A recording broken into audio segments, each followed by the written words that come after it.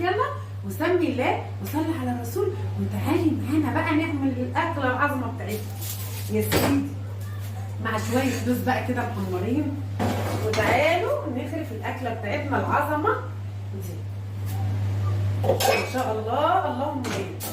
نقول بسم الله. شايفين اهي بسم الله بسم الله ما شاء الله. كده كلنا عرفنا الاكله دي. يلا يلا يلا يلا بسرعه على العظمه. يلا على العظمه دي. يلا يا جماعه يلا يا جماعه اللي عاوز يجي بقى يتغدى عندنا. يلا بقى شويه كبسه. بصوا الاول شموا بس شموا الريحه دي والله العظيم. شويه بقى كبسه النهارده مش عاوزه اقول لكم حاجه كده عظمه تستاهل بقكم. يلا يا حبايب قلبي بقى كلكم كده بسرعه بسرعه بسرعه حطوا لايك وسموا الله وصلوا على رسول وتعالوا يلا كده نشوف احلى الاكله اللي احنا عملناها دي عملناها ازاي.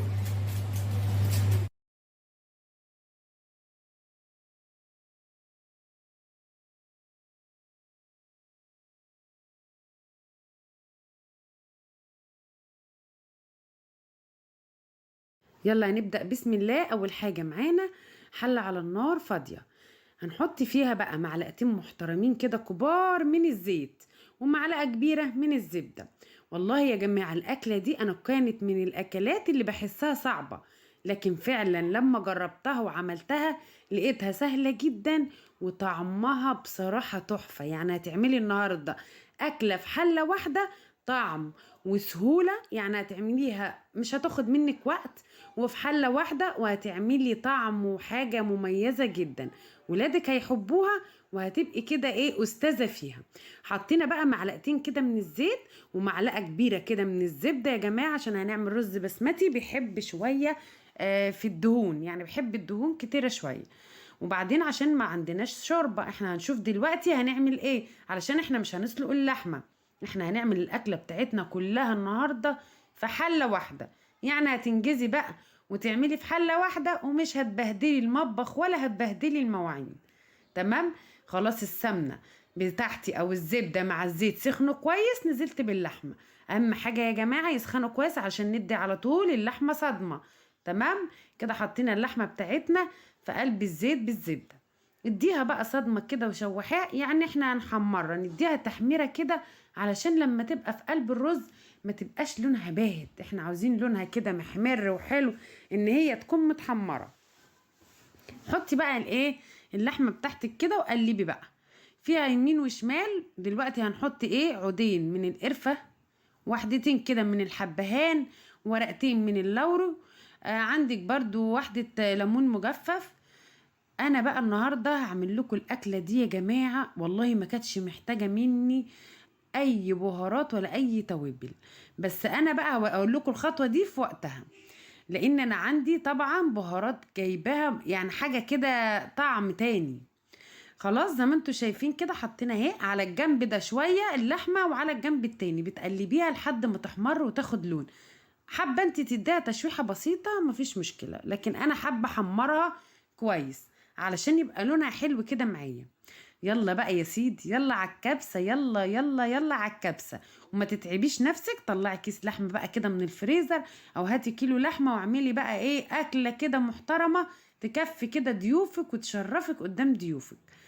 معايا بقى بصلايه. بصي ممكن في الوقت ده تحطي بصلتين 3 زي ما تحبي.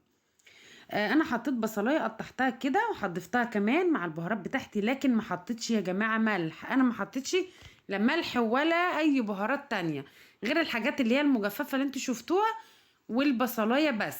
اللحمه بتاعتي شايفين ابتدت تحمر كده وتاخد لون معايا. تمام كده. طيب احنا بقى هنسوي اللحمه بتاعتنا دي بعد ما شوحناها كده واخدت لون. لازم نسوي اللحمه بتاعتنا يا جماعه تسويه كامله. هزودها بصوا بقى الميه بتغلي معايا زودتها، بس مش هغطي الايه اللحمه بالميه علشان ما تبقاش ان هي مسلوقه.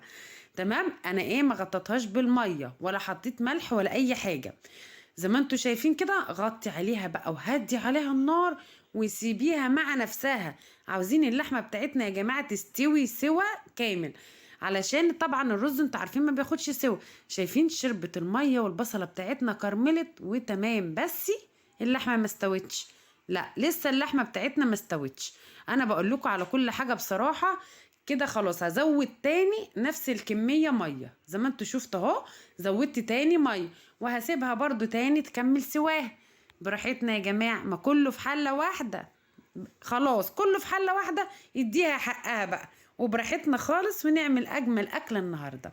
كده خلاص كانت اللحمه بتاعتي ما شاء الله، شايفين زي ما انتوا شايفين كده استوت، يعني كانت خلاص دابت معايا. حاجه حلوه، طعم جميل، حاجه مميزه جدا. خلاص زي ما انتوا شايفين الميه بتاعتك بقى على قد الرز. يعني انت برضو قبل ما تيجي تعملي الرز البسمتي يا حبيبه قلبي عايريه في اي حاجه كده، المقدار الرز لهم 2 ميه او 2 شوربه.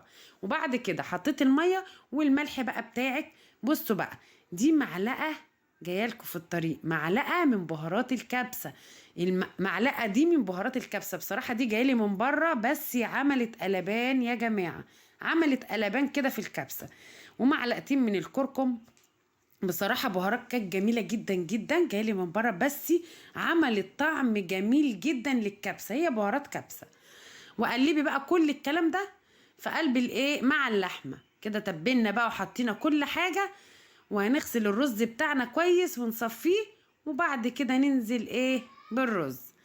تمام ماشيين مع بعض خطوة خطوة، واعملي احلى اكلة.